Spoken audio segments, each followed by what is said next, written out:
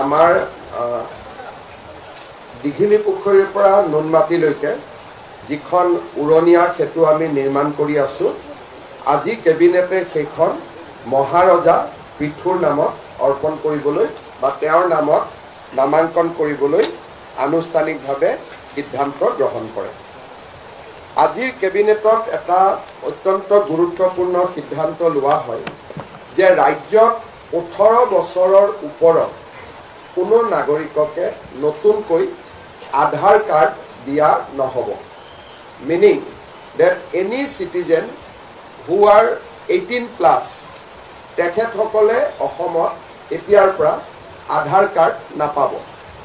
কিন্তু ইয়াতে আমি শিডিউল ট্ৰাইব, শিডিউল কাষ্ট আৰু টি গাৰ্ডেনৰ 18 বছৰ হ'লেও ওপৰত হ'লেও আমি এবছৰলৈ দি থাকিম, কাৰণ এই সেগমেন্ট কেইটাত এতিয়াও সেচুৰেশন পোৱা নাই।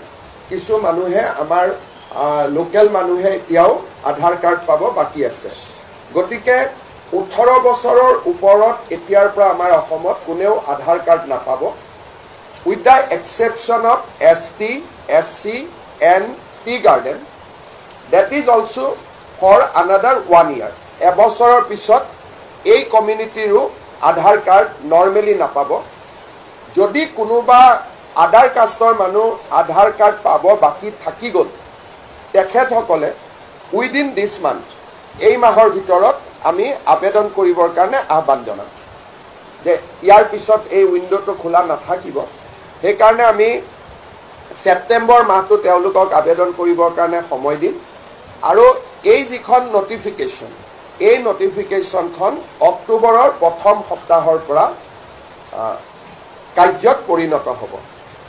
তাৰ পিছতো কোনোবা যদি বিশেষ মানুহ বিশেষ কাৰণত বাদ পৰি যায়, তেওঁলোকে ডিচিক এপ্লাই কৰিব লাগিব আৰু ডিচিয়ে SB, ফৰেনাৰ্ছ ট্ৰিব্যুনেল সকলোৰ লগত কথা বতৰা পাতি ৰেয়াৰেষ্ট অফ দ্য ৰেয়াৰ কেছত দিব পাৰিব। যদি কোনোবা বাদ পৰি একেবাৰে মানে কিবা কাৰণত দিবই লাগে, মোৰ বেমাৰ আছিল, মই যাব নোৱাৰিলোঁ বা মই অসমত নাছিলোঁ, এনেকুৱা কিছুমান থাকিলে অকল ডিচিয়েহে আধাৰ কাৰ্ডখন দিব পাৰিব, বেলেগ কোনেও নোৱাৰে। এই সিদ্ধান্তটো আমি এইকাৰণে লৈছোঁ যে যোৱা কিছুদিনত, বিশেষকৈ যোৱা এটা বছৰত আমি বাংলাদেশৰ পৰা অহা ইলিগেল বাংলাদেশীক আমি নিৰন্তৰ বৰ্ডাৰত ধৰি আছোঁ। যোৱাকালিও আমি 7জনক পুছবেক কৰিছোঁ, কিন্তু আমি নিশ্চিত নহয় যে আমি সকলোকে ধৰিব পাৰিছোঁ বুলি। গতিকে আমি এটা প্ৰটেকশ্যন ল'ব খুজিছোঁ যাতে কোনো মানুহে অসমৰ ভিতৰত সোমাই আধাৰ কাৰ্ডখন লৈ তেওঁলোকে ভাৰতীয় নাগৰিক হ'ব নোৱাৰে। সেই ৰাস্তাটো আমি সম্পূৰ্ণৰূপে বন্ধ কৰি দিব খুজিছোঁ। আকৌ এবাৰ মই ৰিপিট কৰিছোঁ, 18 বছৰৰ ওপৰত কোনো নাগৰিকে অসমত আধাৰ কাৰ্ড নাপাব। যিসকলে ইতিমধ্যে আধাৰ কাৰ্ড লোৱা নাই, ছেপ্টেম্বৰ মাহত তেওঁলোকে আবেদন কৰক, আমি এমাহৰ কাৰণে উইণ্ডো এটা খোলা ৰাখিম। দ্বিতীয়তে ST, SC আৰু টি গাৰ্ডেনৰ কাৰণে এই উইণ্ডোটো এবছৰৰ কাৰণে খোলা থাকিব। আৰু ইয়াৰ পিছতো সময়সীমা পাৰ হৈ যোৱাৰ পিছতো যদি ৰেয়াৰেষ্ট অফ দ্য ৰেয়াৰ কেছত কোনোবা মানুহে আবেদন কৰে, SDC বা চাৰ্কুল অফিচাৰে দিব নোৱাৰিব, অকল ডিচিয়ে দিব পাৰিব। ডিচিয়ে দিয়াৰ আগতে SB report, foreigners tribunal report গোটেইখিনি সংগ্ৰহ কৰিহে ডিচিয়ে দিব পাৰিব। আৰু আমাৰ আধাৰ সেচুৰেশ্যন ইজ 103%। তাৰমানে এনেকুৱা মানুহ কোনো বাদ পৰি যোৱা নাই 18 বছৰৰ ওপৰত যোনে আধাৰ নোলোৱাকৈ আছে, এক্সেপ্ট ST, SC আৰু টি গাৰ্ডেন। বাকী সকলোৱে আধাৰ লৈছে। চতুৰ্থতে, যি ধৰণে আমি বাংলাদেশী নাগৰিকক আবদ্ধ কৰিছোঁ, 100% আমি যিহেতু কৰিব পাৰিছোঁ বুলি ভবা নাই। গতিকে এই ক্ষেত্ৰত যিকোনো মানুহে নাগৰিকত্ব যাতে আধাৰৰ জৰিয়তে ল'ব নোৱাৰে, this decision will act as a big deterrent. ইয়াৰ পিছত আজি আমাৰ কেবিনেটত ইণ্ডিয়ান ইনষ্টিটিউট অফ মেনেজমেণ্ট অসমক দিয়াৰ বাবে আমি প্ৰধানমন্ত্ৰী নৰেন্দ্ৰ মোদী ডাঙৰীয়াক ধন্যবাদ জনাই আমি আজি এটা প্ৰস্তাৱ গ্ৰহণ কৰিছোঁ। মই অকণমান আপোনালোকক এটা বেকগ্ৰাউণ্ড ক'ব খুজিছোঁ। যেতিয়া UPA গভৰ্ণমেণ্ট আছিলে, তেতিয়া তেতিয়া উত্তৰ পূৰ্বক এখন IIM দিয়া হৈছিল আৰু উত্তৰ পূৰ্বক এখন এইমছ দিয়া হৈছিল কিন্তু দুইটা অনুষ্ঠানে তেতিয়াৰ কংগ্ৰেছ চৰকাৰে শ্বিলঙত কৰিবৰ বাবে সিদ্ধান্ত লয়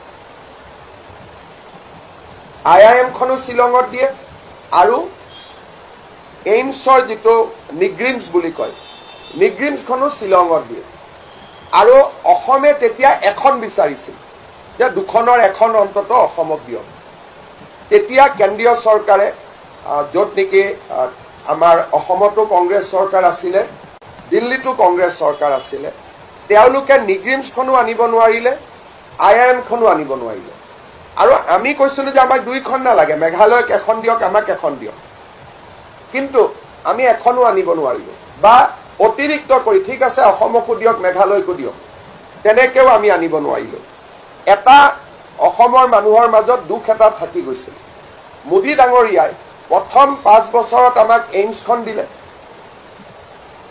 আমাৰ এটা যেটো নোপোৱাৰ বেদনা আছিল সেইটো নোহোৱা হ'ল এইবাৰ আমাক IIM খন দিলে তাৰমানে দুইটা যি অসমবাসীৰ ইমান দিনৰ এটা মনত দুখ আছিল দুইটা তেখেতে আমাক এক প্ৰকাৰে আমাৰ যেটো দুখ সেই দুখটোক তেওঁ নোহোৱা কৰিলে এখন IIM দিছে এইটো ডাঙৰ কথা নহয় যি অসমে নিজৰ বঞ্চিত অনুভৱ কৰি আছিল ইমান দিন এইমছ আৰু IIMক লৈ এই দুইখনে মোদী ডাঙৰীয়াই অনুমোদন কৰি অসমবাসীক কৃতজ্ঞ কৰিছে আমি অসমবাসীৰ হৈ প্ৰধানমন্ত্ৰী ডাঙৰীয়াক ধন্যবাদ জ্ঞাপন কৰিছো আজিৰ কেবিনেটত উৰিয়াম ঘাটৰ এভিকশন লৈ আলোচনা হয় আৰু কেবিনেটে বন বিভাগকো উৰিয়াম ঘাটৰ এভিকশন ড্ৰাইভ অত্যন্ত সফলতাৰে কৰাৰ বাবে আমি বন বিভাগক ধন্যবাদ জনাইছো কেবিনেটে আৰু নাগালেণ্ড চৰকাৰে আগবঢ়োৱা সহযোগিতাৰ বাবে নাগালেণ্ড চৰকাৰকো আমি ধন্যবাদ জনাইছো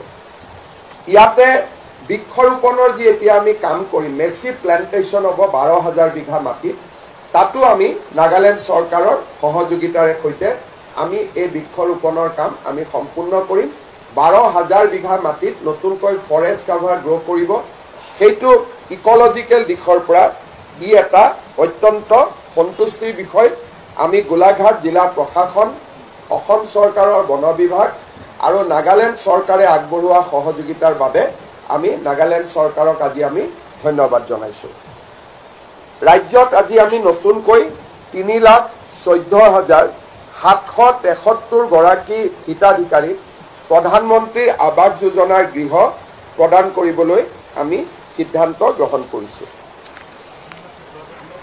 নতুনকৈ 3,14,773 বাকি আমাৰ টাটা নেলকো আৰু অসম চৰকাৰৰ সমগ্ৰ শিক্ষা অভিযানৰ লগত একেলগ লাগি আমি 10টা ফিউচাৰিষ্টিক ট্ৰেড সেক্টৰৰ ওপৰত আমাৰ হাই স্কুলৰ ল'ৰাবিলাকক যাতে আমি স্কিলিং কৰিব পাৰো এই বিষয়ে আজি আমি এখন ডাঙৰ বুজাবুজিৰ চুক্তি আমি অনুমোদন কৰিছো শিক্ষা মন্ত্ৰীয়ে এই বিষয়ে আপোনালোকক কুকিয়াকৈ এখন সাংবাদিক মেল পাতি আপোনালোকক তেওঁ অৱগত কৰিব কাৰণ বিষয়টোৰ ওপৰত ইমানেই এটা গুৰুত্বপূৰ্ণ যে তেখেতে আপোনালোকক সাংবাদিক মেল পাতি নিশ্চয় ধুনীয়াকৈ এই বিষয়ে জনাব আমাৰ ল'ৰা ছোৱালীক আমি ডিজিটেল ইকনমি আৰ্টিফিচিয়েল ইন্টেলিজেন্স গোটেই দিশত এই প্ৰকল্পটোৱে কাম কৰিব টোটেল 600 ক্ৰ'ৰ্ছৰ প্ৰকল্প হ'ব 75% টাটা নেলকোৱে দিব 25% অসম চৰকাৰে আগবঢ়াব ইয়াৰ ওপৰত তেখেতে আপোনালোকক সুকিয়াকৈ সম্বোধন কৰিব আজি আমি কেবিনেট আমাৰ 2 বেলা হ'ব পিছবেলাও এতিয়া আমি আৰু 3 ঘণ্টা বহিম কিন্তু তাত কোনো সিদ্ধান্ত নহয় তাত আমি আগন্তুক গৃহমন্ত্ৰী ডাঙৰীয়াৰ ভ্ৰমণ প্ৰধানমন্ত্ৰী ডাঙৰীয়াৰ ভৱন ভূপেন হাজৰিকা দেৱৰ জন্ম শতবাৰ্ষিকী এইসমূহ অনুষ্ঠানৰ বিষয়ে আমি আলোচনা কৰিম তাত কোনো সিদ্ধান্ত নহয় বেসিক্যালি ৰিভিউ হ'ব আৰু সেই কাৰণে আমি ইয়াতে 6টা বজালৈকে থাকিম আৰু আপোনালোকে থকাৰ প্ৰয়োজন নহব কাৰণ তাতে কোনো সিদ্ধান্ত বা কেবিনেট নহয় ফৰ্মেল কেবিনেট ইমানতে সামৰণি কৰিছে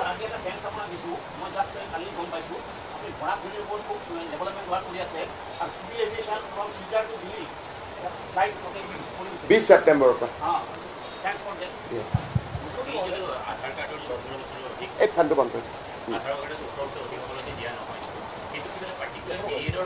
নহয়, একেবাৰে দিয়া নহয়। কাৰণ অসমত আধাৰ চেচুৰেশ্যন 102% মানুহে অলৰেডি লৈ লৈছে। অসমৰ জনসংখ্যাতকৈ 2% বেছি মানুহে আধাৰ লৈছে। গতিকে এতিয়া আমি আধাৰ কাক দিব লাগিব? নতুনকৈ জন্ম হোৱা সন্তানক। আৰু মেট্ৰিক পৰীক্ষালৈকে আজি যদি মই জন্ম হৈছোঁ, মই হয়তো কিবা কাৰণত আজিয়ে লোৱা নাই, কালি লোৱা নাই, কিন্তু 18 বছৰলৈকেতো আধাৰখন নোলোৱাকৈ থকাৰ কোনো কথা হ'ব নোৱাৰে। গতিকে কোনোবা এডাল্ট পপুলেশ্যনে যদি অসমত আধাৰ ল'ব যত্ন কৰে, তেওঁ স্পষ্টভাৱে নতুনকৈ অহা মানুহে হ'ব লাগিব। সেইকাৰণে আমি অসমত এণ্ট্ৰিটো আমি আধাৰ উই আৰ ৰেষ্ট্ৰিক্টিং। 18 বছৰৰ তলৰ সকলোৱে পাব, কাৰণ আজি মোৰ ঘৰত যদি বাচ্চা এটা জন্ম হয় তাকতো আধাৰ দিব লাগিব। আৰু rarest of the rare case, ধৰি ল'লো মোৰ 19 বছৰ হৈছে, মই IIT গুৱাহাটীৰ হোষ্টেলত পঢ়োঁ, মোৰ ঘৰ কৰ্ণাটকত, মই কৰ্ণাটকত আধাৰ ল'ব খোজা নাই, অসমত ল'ব খুজিছোঁ, তেতিয়া অকল DCয়েহে দিব পাৰিব, অফিচে দিব নোৱাৰে, আধাৰ কেন্দ্ৰত দিব নোৱাৰে। DCয়ে কৰ্ণাটকত সুধিব যে এইজন বাসিন্দা হয় নে নহয়, গোটেই ইনকুৱাৰী কৰাৰ পিছত DCয়েহে দিব পাৰিব। ইৰেস্পেক্টিভ অফ ৰিলিজিয়ন, ইয়াত হিন্দু মুছলিম চবৰ কাৰণে। খালি ST SC আৰু টি গাৰ্ডেনত আধাৰ পেনেট্ৰেশ্যন ইজ 96%, তাৰমানে 4% মানুহে তাত আধাৰ ল'ব বাকী আছে। সেইকাৰণে ST SC এণ্ড টি গাৰ্ডেনৰ ক্ষেত্ৰত we are giving 1 year of exemption. আৰু ছেকেণ্ড, আমাৰো যদি কোনোবা মানুহে আধাৰ লোৱা নাই, তেওঁলোকৰ কাৰণেও আমি 1 মাহ সময় দিছোঁ যে এপ্লাই কৰি লওক।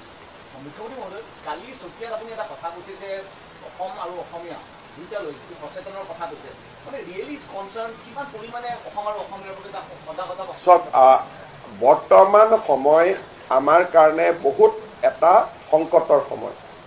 মই আপোনালোকক এটাই কথা আহ্বান জনাম, আমি মাটিৰ বিষয়েতো আলোচনা কৰিছোঁ যে মাটিৰ বিষয়ে কিমান মাটি কাৰ দখলত আছে আমি আলোচনা কৰিছোঁ।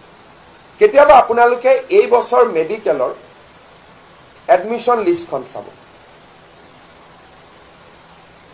যে আমি দেখা পাম যে অসমীয়া মানুহৰ পৰা পাৱাৰটো শিফ্ট হৈ আছে, whether it is a soft power or hard power.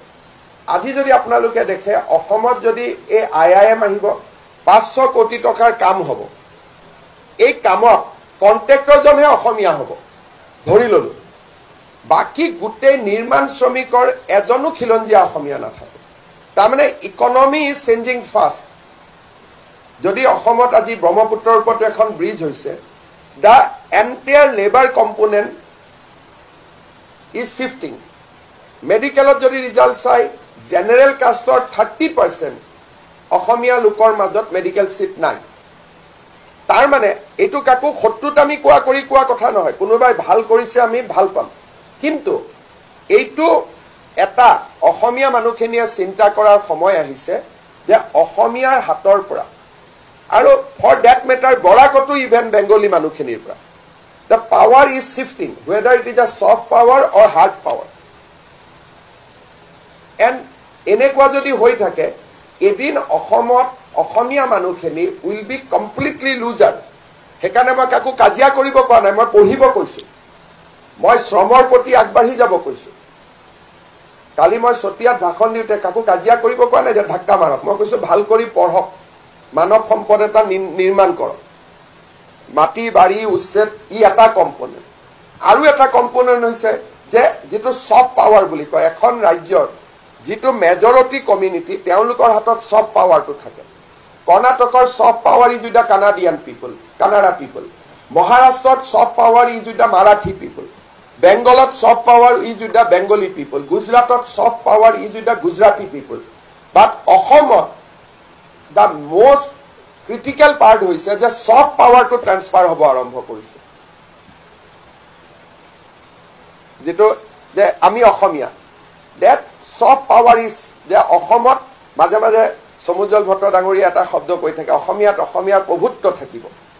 চ' লাইনটোলৈ মই এগ্ৰী নকৰোঁ, কিন্তু সঁচা প্ৰভুত্ব মানে কি, soft power will be in Euro hand. But today medical, university, cotton university, hostel, postgraduate, the main soft power is no longer with the people of Assam অসমীয়া মানুহৰ হাতত নাই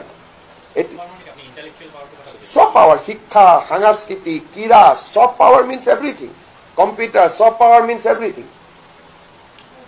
গতিকে মই কালি চতিয়াত অসমীয়া মানুহক আহ্বান জনাইছিলো যে আপোনালোকে মানৱ সম্পদটো নিৰ্মাণ কৰক নহলে কম্পিটিশনত আপোনালোক নাথাকিব আমি পঢ়া শুনা কৰা নাইতো আমাৰ ইয়াত ৰাজনীতি কি আছে কোনোবাই ডক্টৰ পঢ়িবৰ কাৰণে 2 বছৰ মাথা মাৰি পঢ়ি আছে আমি পঢ়া নাই গতিকে ইয়াত ৰাজনীতিৰ কথাটো অহা নাই দ্যাট ওয়াজ যে এটা মানে কি বুলি কয় এটা বৌদ্ধিক আছিলে কালি এটো কোনো কাৰো ওপৰত শত্ৰুতামি কৰা স্পিচ নাছিলে অসমীয়া মানুহক মই এটা কি কয় আত্মদৰ্শন কৰোৱাইছিলো যে অসমতে আমি মাটিও হেৰুৱাইছো শিক্ষাও হেৰুৱাইছো শিক্ষা যদি হেৰুৱাইছো দুদিন পিছত চাকৰিও হেৰুৱাম নিৰ্মাণ শ্ৰমিক হেৰুৱাইছো গতিকে আমি কেনেকে অসমত আমি কেনেকে অকলখৰীয়া হৈ গৈ আছো অসমীয়া মানুহখিনি কালি মই এটা অকেজনটো যেহেতু ডাঙৰ অকেজন আছিলে আৰু ইয়াত কোনো শত্ৰুতামি নাই কাৰো প্ৰতি ভেদভাৱ নাই এজন অসমীয়া হিচাপে মই মোৰ উদ্বেগৰ কথাখিনি শ্বেয়াৰ কৰিছিলো ইয়াত শিফটিং আমাৰতো অসমীয়া মানুহ বুলি ক'লে যিকোনো এখন নিৰ্মাণ শ্ৰমিকত যাওক এটাও অসমীয়া ল'ৰা নাপায়